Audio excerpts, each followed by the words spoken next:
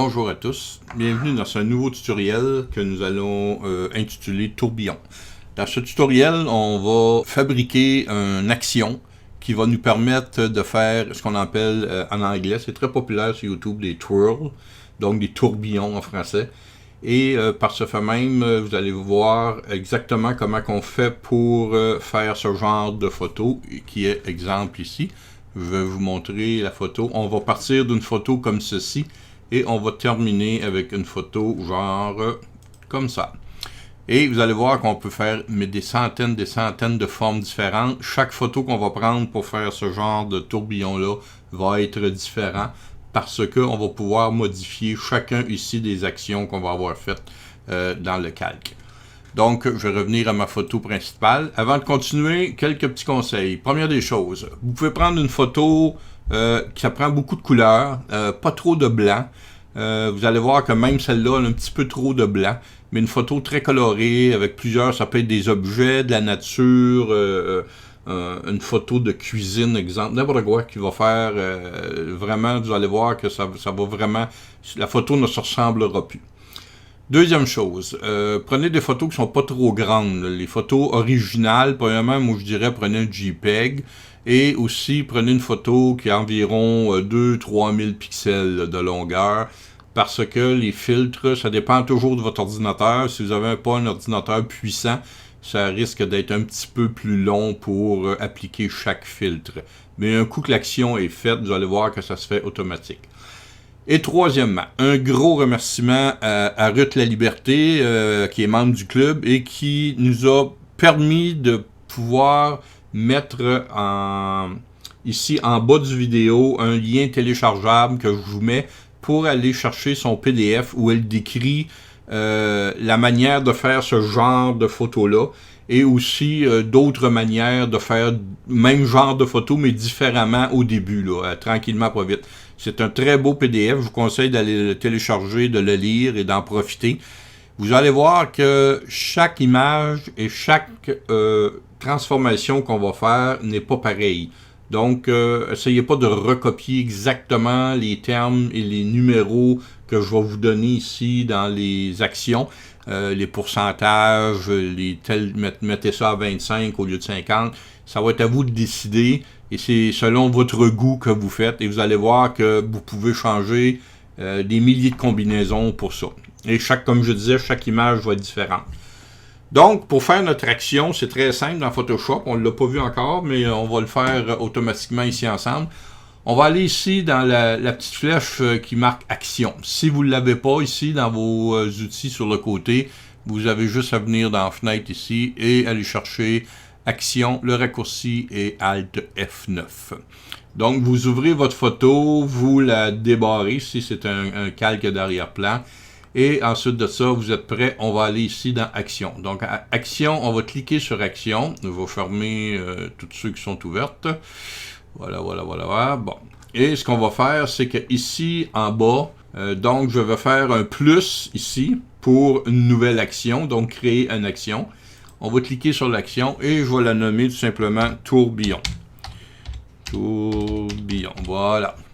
Et on va la mettre dans Action par défaut. Si vous avez déjà une filière d'ouverte, vous pouvez cliquer dessus et aller la mettre dans la filière que vous désirez. Moi, je vais la mettre dans ma filière André. Et voilà. Et je fais enregistrer. À partir de ce moment, je suis en train d'enregistrer. Le bouton rouge est allumé. Non, j'enregistre pas ma voix. J'enregistre juste les actions que je fais dans Photoshop. Donc, chaque action qu'on va faire à partir de maintenant va être enregistrée automatiquement dans notre action. Donc, ici, première étape à faire, transformer ce calque-là en ce qu'on avait montré dernièrement sur une de mes vidéos en objet dynamique. Pourquoi un objet dynamique? Parce que toutes les actions qu'on va mettre plus tard dans cette vidéo vont être modifiables au lieu de recommencer à toutes les fois. Donc, changer calque en objet dynamique, on clique à droite souris, tout simplement. Voilà, comme ceci. Et on fait convertir en objet dynamique. On voit le petit carré qui s'applique en bas ici, qui nous indique qu'on est... on a une vignette d'objet dynamique, donc on est en objet dynamique.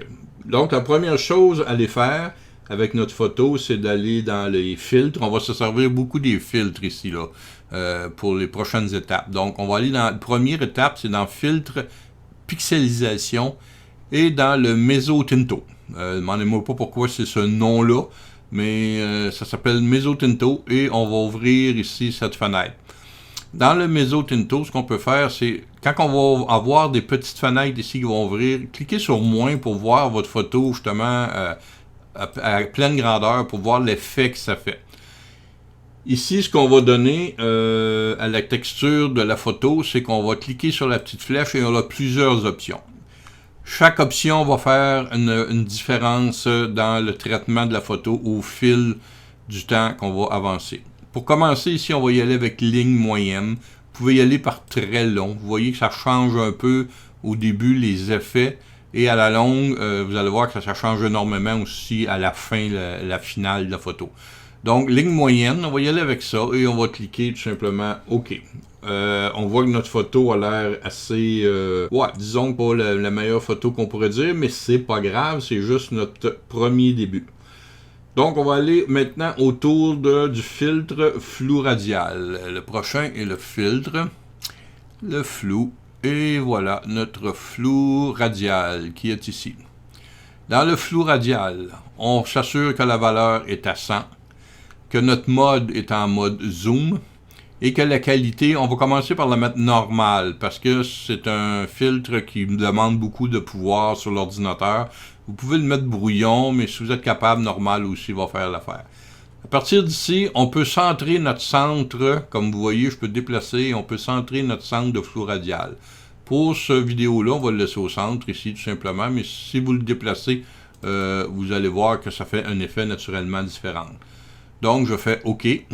Et voilà la première vision qu'on a de notre photo. Ensuite de ça, qu'est-ce qu'on va faire? On va tout simplement refaire le filtre tourbillon, excusez-moi, de flou radial qu'on vient de faire. On va le refaire 3 fois. Donc, on va faire l'opération 3 fois.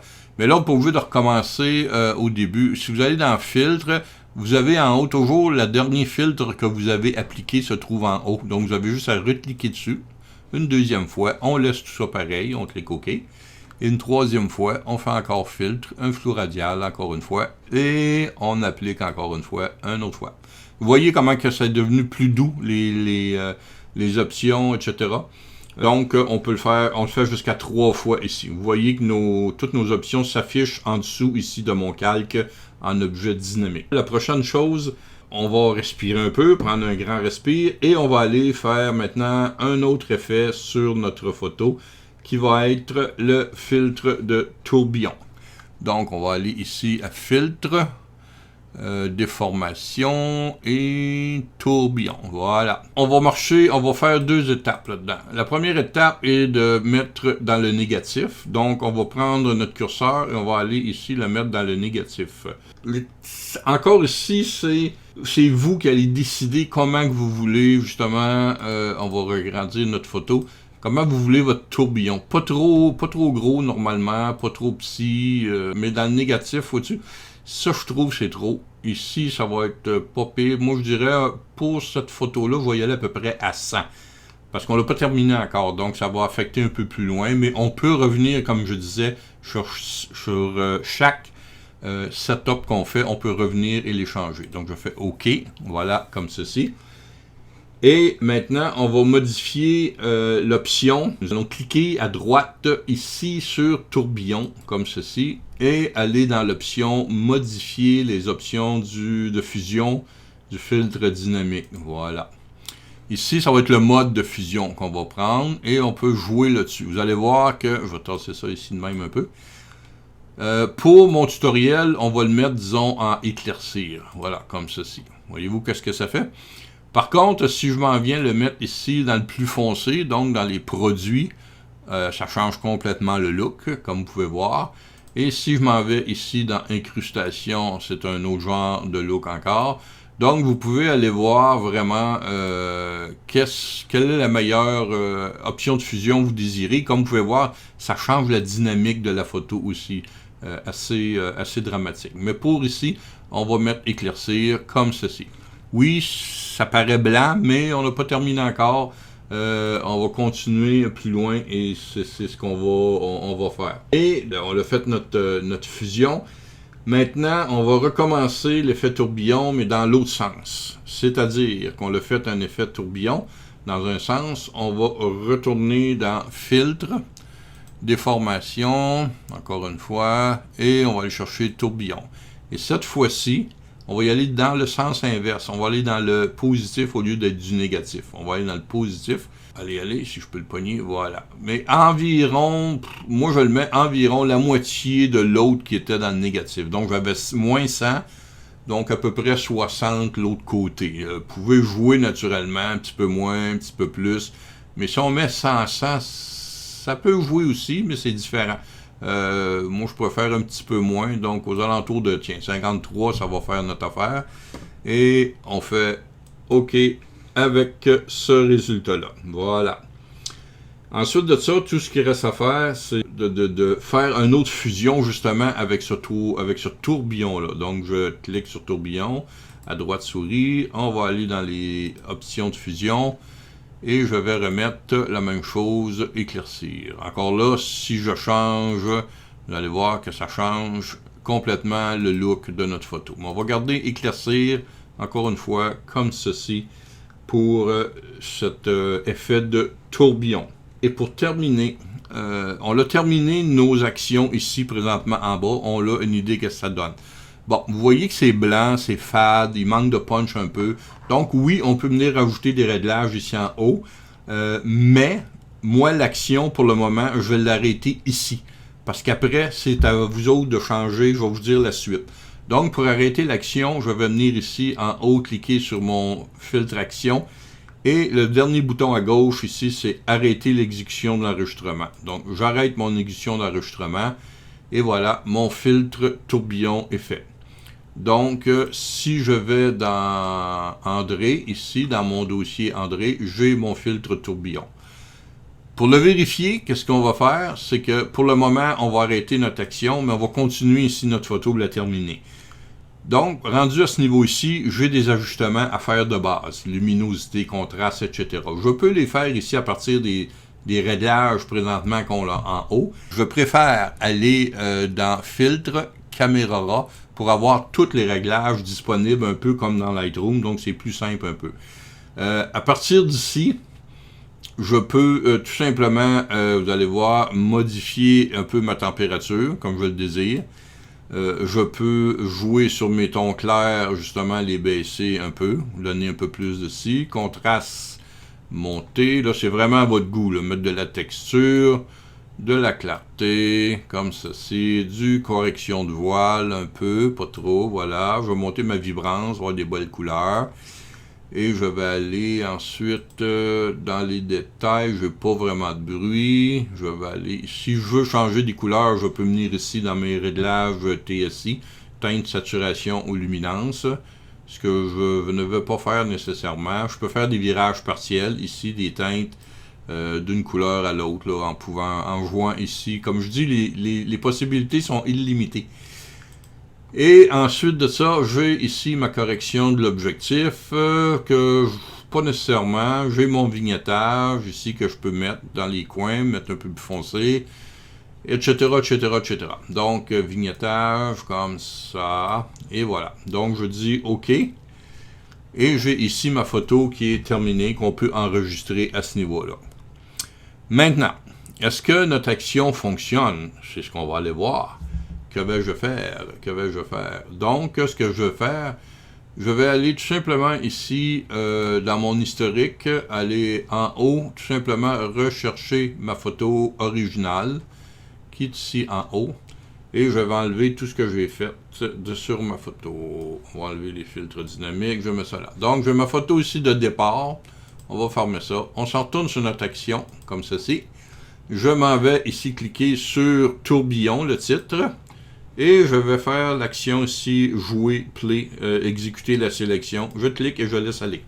On va voir ce que ça va donner. Et voilà. D'un coup, 3 secondes et tout ce qu'on vient de faire en 10 minutes se fait en 5 secondes. Et là, vous pouvez continuer à jouer.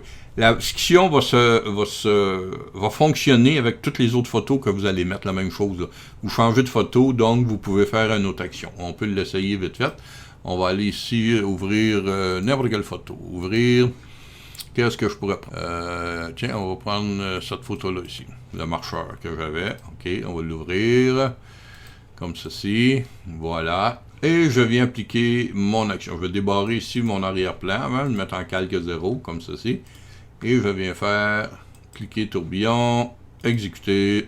Et on va voir qu'est-ce que ça va donner. Photo colorée, supposément que c'est meilleur. Ah, vous voyez, c'est vraiment fantastique.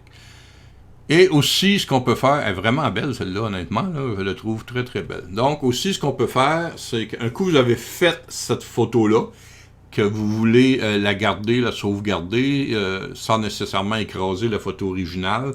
Donc vous venez, n'oubliez pas, fichier ici, et exportation, exporter sous, et à partir d'exporter sous, vous allez ici choisir le fichier JPEG, vous la laissez la même grandeur que vous voulez, convertir en SRVB, vous faites exporter, ça va vous demander dans quel fichier allez l'enregistrer. Donc, je vais l'enregistrer dans mes images ici.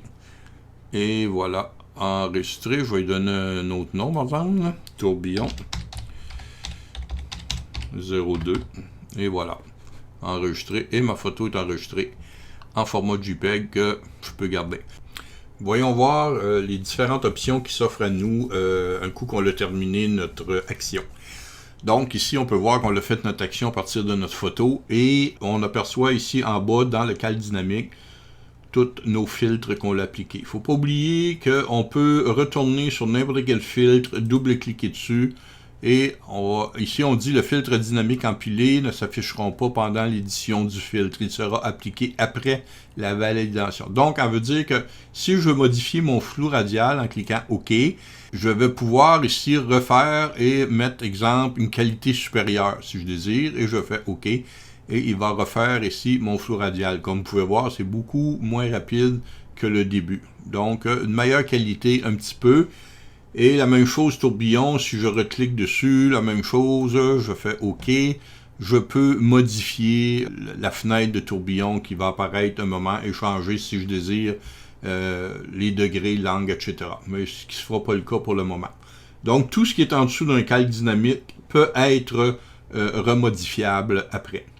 Maintenant, on va essayer quelque chose, on va aller un petit peu plus loin, on va essayer quelque chose de différent. Ce que je vais faire, c'est que je vais copier tout ça ici, CTRL-J, tout simplement, pour faire une copie de mon calque ici, et refaire une copie ici en haut. Donc, mon calque 0 est copié. Je vais marquer le nom, disons, de ma photo que je veux faire, tourbillon. Dans le premier tourbillon ici en haut, je vais double-cliquer dessus, comme on mentionne, on peut modifier. Vous allez voir que, je vais attendre qu'il fasse ça, il est rendu à 53 comme il était, je vais le remettre dans le négatif, lui. À peu près comme l'autre, le calque précédent, c'était dans les 102 environ, que ma mémoire est bonne, donc je vais le remettre environ à peu près là. Ça va être plus facile comme ceci, avec la petite flèche à côté. Je fais OK. À partir de ce moment-là, sur ce calque ici, je sélectionne mon calque le plus haut. Je vais faire ma petite touche magique. Donc, majuscule, CTRL, ALT et la touche E. Majuscule, CTRL, ALT, la touche E. Qui va tout simplement fusionner tous nos calques en bas et refaire une nouvelle photo en haut. À partir de ce moment-là, tout ce que je peux faire, c'est aller ici dans Édition. On va la transformer. Donc, je vais aller dans Transformation. Et je vais faire une symétrie d'axe horizontal. Vous avez vu, ça a changé ma photo. Mais ce n'est pas terminé. Ici, je vais aller mettre un filtre que je vais mettre, disons, obscurcir. Et voilà, je change complètement le look de ma... Qu'est-ce que j'ai fait? J'ai fait un miroir, tout simplement, de mon filtre d'avant sur mon nouveau filtre. Si je change ici, que je m'en vais dans Éclaircir, c'est un autre genre encore, comme vous pouvez le voir. Donc, vous pouvez vraiment jouer ici là, avec les genres de fusion que vous désirez avoir. Donc, ici, j'ai une nouvelle photo. Je pourrais encore aller ici mettre, donner un peu plus de clarté, un petit peu plus de punch comme ceci. Je vais aller dans contraste, mettre un peu de contraste, un petit peu plus de luminosité, et voilà. Donc, vraiment, là, je peux jouer presque à l'infini avec ces contrôles-là. Donc, vous pouvez vraiment faire plusieurs différentes formes et couleurs qui sont vraiment le fun à avoir, très artistiques. Et amusez-vous bien avec... je vais vous mettre l'action aussi. De cette manière-là, vous allez pouvoir justement télécharger l'action et installer l'action. L'action est très facile à installer. Quand vous allez avoir l'action, ouvrez Photoshop, double-cliquez sur l'action et elle va s'installer automatiquement ici. Ou sinon, avec les 3 points ici, vous pouvez venir ici et charger des actions. Vous cliquez sur charger des actions et vous allez chercher dans vos dossiers où est votre action et vous faites simplement charger l'action et elle va se charger dans votre fenêtre d'action ici. Donc, encore une fois, merci à Ruth et allez voir son fichier PDF. Elle a des petites manières différentes un peu de le faire du mien. Vous allez trouver vous aussi des manières différentes de faire différentes formes. C'est vraiment la base. Et il y a plein d'autres YouTube sur Internet là, que vous pouvez voir avec les différentes manières de faire des twirls en anglais ou des tourbillons. Fait que je vous souhaite bon amusement puis bonne journée.